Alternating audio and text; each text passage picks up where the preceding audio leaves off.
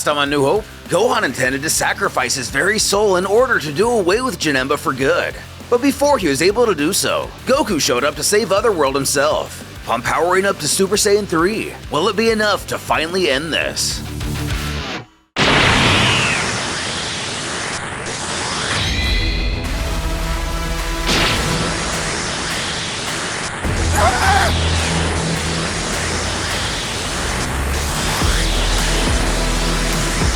Goku smirks. Sorry for the wait, Janemba. This is my most powerful level. You should be proud of yourself. You're the first opponent who's pushed me this far in battle.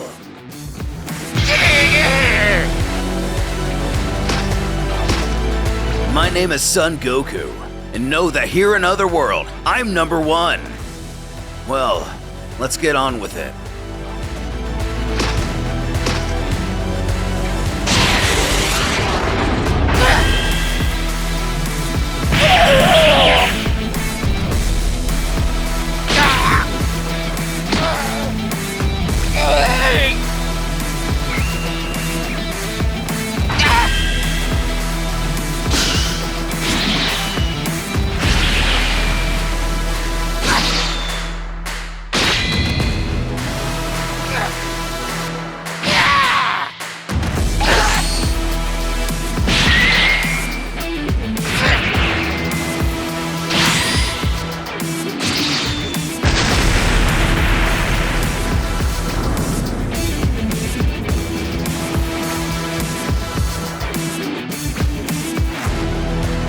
Speculating from afar, Paikon questions if that's really Goku.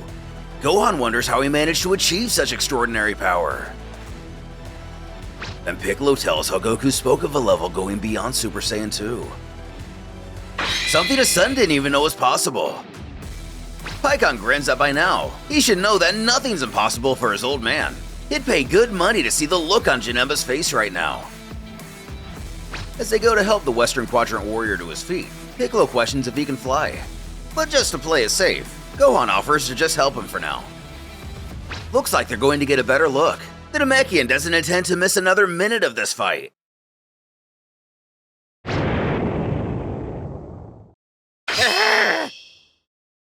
Splitting the villain's head, Goku chuckles. I can't seem to hold back my punches in this form. Sorry, Janemba, you don't stand a chance against me.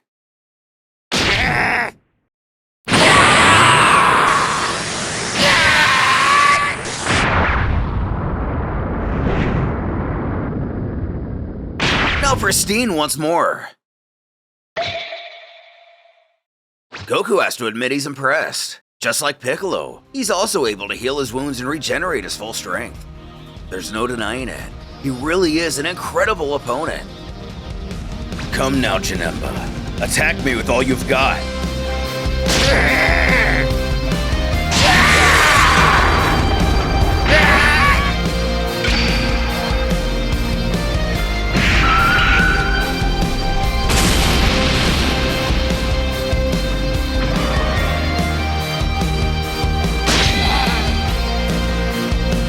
Is that all?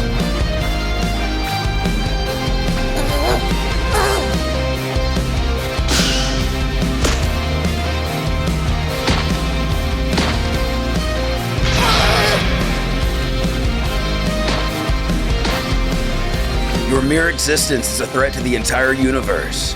You must disappear, Janemba.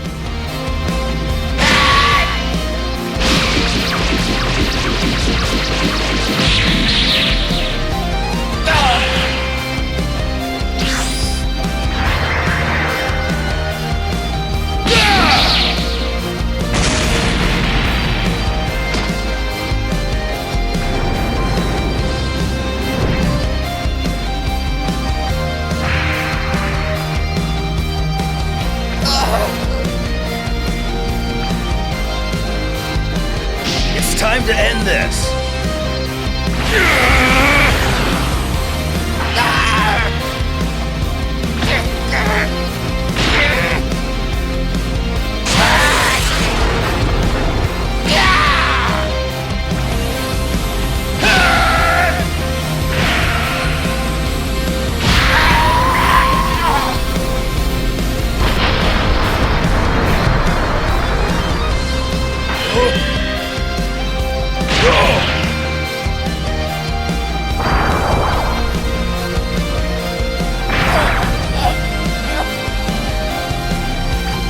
Fight, Janemba.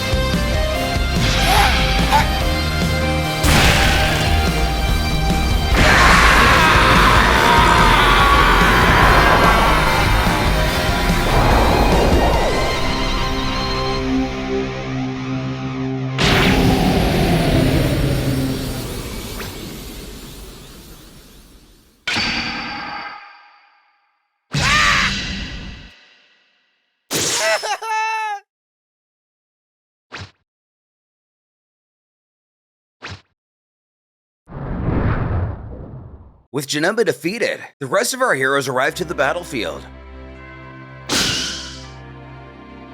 And Gohan gets his first look at this form that transcends Super Saiyan 2.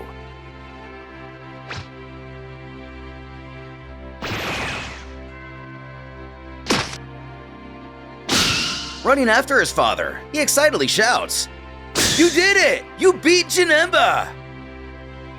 Who giggles? Everything seems to be back to normal now. Janemba was an incredible opponent. It's too bad his soul was only evil. I'm sure he could have been a great training partner. As Piccolo chortles, he'll never change. Gohan asks what that super powerful form was. Goku explains, "This is a level beyond Super Saiyan 2. I guess we can call it Super Saiyan 3. It would take some time, but you could learn it too." However, even in the future Otherworld, Gohan lowers his head and admits, "To tell the truth, I intend to devote myself to my studies from now on." Piccolo adding, He says it's his passion. Goku, you must have trained like never before to reach Super Saiyan 3. Curiously, the Saiyan replies, "Yes and no. I had long felt the possibility of a level beyond Super Saiyan 2, but it's only during the last 3 years I managed to master that form through meditation. Today was even the first time I used Super Saiyan 3 outside my mind." Not wrong. Pikkon Grump said it's really cheating to be a Saiyan. When a voice chimes in, You did a great job! King Yemma, with his head in his paperwork and a fresh line in front of him, he goes on, You have my thanks for restoring peace and order to Otherworld. However, I still have a small favor to ask of you. I'm currently dealing with all the souls that have been freed by Janemba.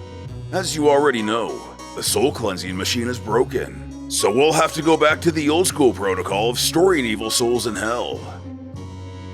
Our character's beckoning him to continue. To put it simply, I need a powerful warrior to guard the underworld. But stay in hell! And yep, but only until the machine is fixed. Pikkon argues that he's the bodyguard of the Western Kaio. His role in hell is over. Gohan has just been admitted to the scientific delegation of the South Kaio, so he's also out. Neither Goku or Piccolo are interested in sticking around either. But the judge screams for them to stop wasting his time. They need to hurry up and make a decision which one of them it's going to be. Otherwise, he'll make all of them stay there. Whispering to his son, Goku suggests that now isn't the time to just be hanging around. But not getting past Piccolo's ears. Unfortunately for him, the instant transmission's a little too fast. Sensing this, Yemma laughs. Looks like your friends have chosen for you, Piccolo. You are a demon after all. You'll fit in like a fish in water down there. With Pikkon simply flying off, Piccolo questions why they need a warrior in particular to watch over harmless souls. Anyone can do it, referring to the various attendants, ogres, etc. of Otherworld. Who elaborates? This is indeed the case for souls going to heaven, but it's a little bit different for evil souls. Over time, the most powerful evil souls tend to reform their physical body. Which explains to us how our heroes from before were able to fight villains from various points in the series.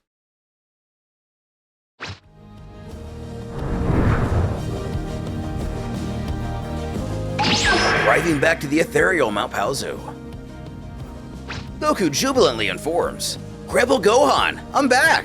I've brought my son with me." But Grandpa Gohan? The old-timer greets the pair, noting he's glad to finally meet son Gohan here. His father has told him a lot about the young man. Back in age 800, we return to Earth where Gohan's recounting to Vegeta their adventures in Otherworld. The Saiyan finishes. "That's it, Vegeta. I think I've told you all about my father in Super Saiyan 3. Who, as expected, is awestruck by everything he just revealed. Knock me down. Gohan smiles. Impressive, huh? Dad was so strong, even I still find it hard to believe. Who gets in his face and shouts that he gets it? Vegeta stands and states, Bulma asked me to come here. You need to be ready, because our plan to bring Trunks back will soon be finalized. Since Trunks ventured to another timeline and never returned, neither Shenron or Purunga can help in this situation. So what does she have planned? Gohan hollers, that's great news! I've been wanting to hear from her about that. When will she be finished? Responding, in 6 months. Vegeta then narrows his eyes. I know you trained my son, and despite his young age, you were able to turn him into a Super Saiyan. Thank you, Gohan. However, Gohan regrets. It's all my fault. I went to fight the cyborgs thinking I could at least kill one of them, but I died in vain, and Trunks was left to fend for himself. I was stupid. A few more years of training would have been enough to defeat them. The prince assures it doesn't matter anymore.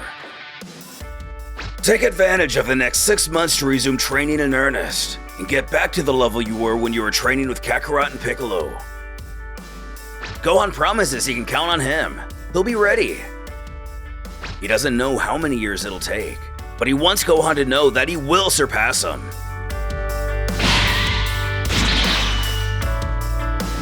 Taking off, young Saiyan is sure he will. Uttering to himself, just a little more patience, Trunks. We'll soon be able to bring you home. In the air, Vegeta says aloud to himself, the way Gohan talked about Kakarot, it was more than just a kid's admiration for his father. Damned Kakarot! Your years of training in Otherworld have taken you to a level I never thought possible. But believe me, I too will reach Super Saiyan 3. So our heroes, with renewed purpose and strength having trained in the afterlife, continued their training to protect the Earth.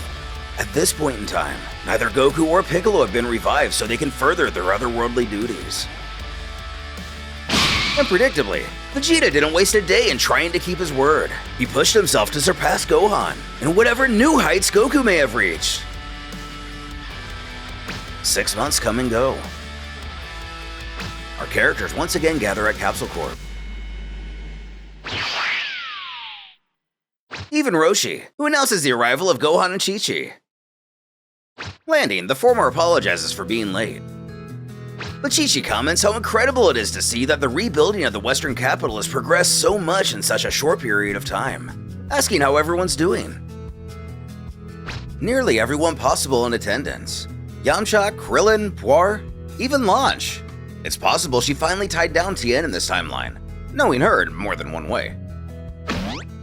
Then we have Baby Bump Bulma? Gohan asking if she's pregnant. She scowls back. It's quite obvious, isn't it? You could congratulate me instead of making that dumbfounded face. Meekly doing so, and also extending this congratulations to Vegeta. The scientist thanks him, but the prince is a shy little fella. Roshi can't help but perv. These two didn't waste any time. Puff puff!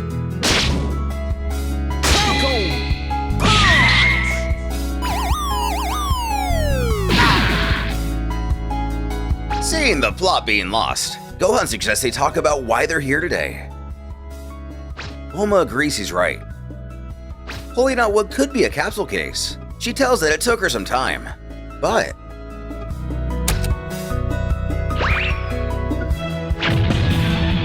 she's finally finished rebuilding the time machine, and it's ready to use. This is incredible! Gohan thought it was impossible to make a new one. Specifically, it's producing the fuel to make it work that's the tedious part. She's gathered enough to make a round trip, but hasn't managed to reduce the machine's charging time. The battery is around 50% charged, enough for a one-way trip. But this also means the machine will have to recharge for 6 months before it can return home. Looking up at it, almost lost in thought, Gohan mentions, "We've waited long enough. Staying 6 months in the past is no problem. I'm volunteering to make this jump back in time." Thanking him, the scientist admits that she is going to suggest it be him. Gohan guarantees she can count on him. He and Trunks will both be back soon. But wait a minute, Chi-Chi interjecting. You're going to go away for 6 months and leave me all alone? Did you even think about Videl? Who honestly didn't. He kinda forgot about her. Can she explain this to her? His mother agrees to let her know. But Gohan is all Chi-Chi has left. She wants him to promise her he'll come back safe and sound. Prompting him to promise. Still focusing only on his own goal, Vegeta notes that Gohan seems sharper than he was 6 months ago. Is he back to the level he was at in Otherworld? With a proud look in his eyes, Gohan confidently declares, "Yes, Vegeta, I'm back to my best. I see you followed my advice by remaining Super Saiyan at all times. You're on the right track to reach Super Saiyan 2. Causing Bulma to chastise. So this was because of you? For the first few months Vegeta was doing this, he was unbearable. You'd have thought he was the pregnant one. And if that's the case, Vegeta recommends, just let me go in the past. That'll give you a rest. Bringing Bulma to screech back. Do you want to miss the birth of your second child so much? You're not going anywhere, Vegeta.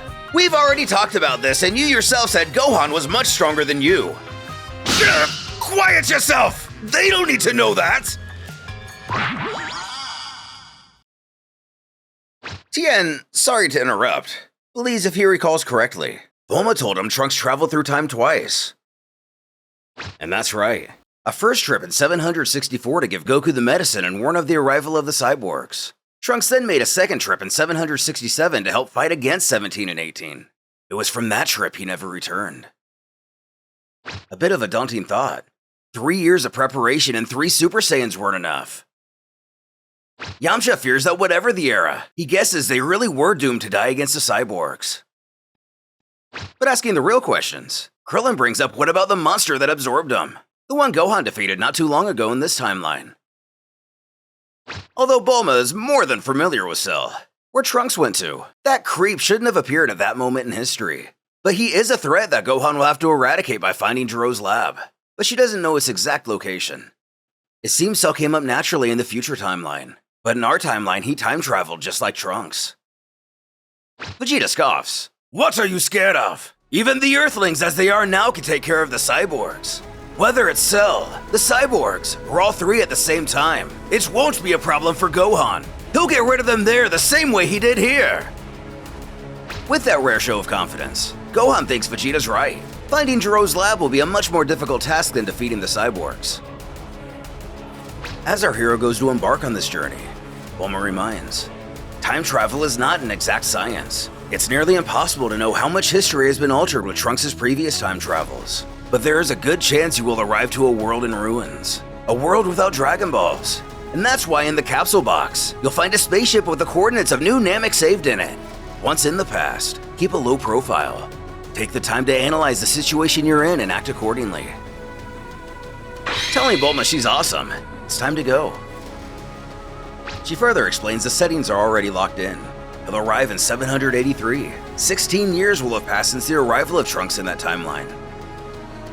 Hugging her son, Chi-Chi tearfully pleads for him to be careful, who assures everything's going to be okay. Offering a few more final words, Vegeta presses him to show no mercy to those who stand in his way.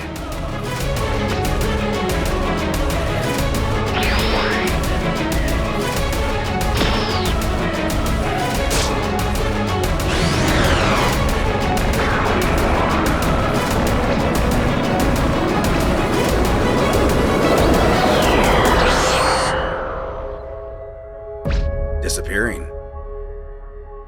For now, we're left to wonder what this adventure entails. Will Gohan encounter Majin Buu or Beerus? What hidden dangers remain in the timeline where Cell was initially victorious, only to be defeated by Krillin? Lastly, how will Gohan react upon discovering the little brother he never knew he had?